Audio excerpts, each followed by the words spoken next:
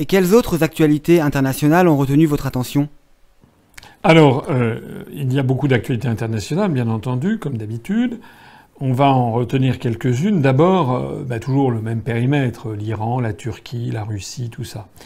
Donc les relations entre la Turquie et les États-Unis se sont beaucoup aggravées récemment du fait qu'il y a un pasteur américain qui est retenu prisonnier en Turquie et les États-Unis, Donald Trump a exigé que ce pasteur soit libéré.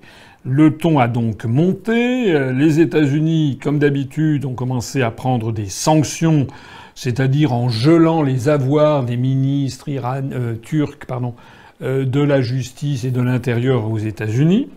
Ça me fait d'ailleurs toujours rigoler, j'avoue. À chaque fois, les États-Unis gèlent les avoirs des ministres, je sais pas moi, du Guatemala, de la Papouasie-Nouvelle-Guinée, du Japon, etc., aux États-Unis. Alors, soit c'est du flan, soit c'est complètement faux, soit il y a quand même un petit problème.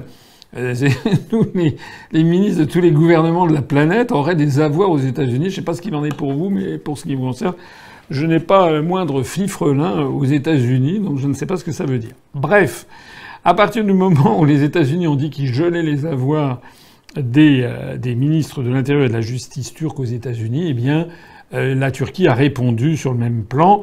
Et Erdogan, qui a été réélu brillamment, a décidé de geler les avoirs en Turquie du ministre de l'Intérieur et du ministre de la Justice américain.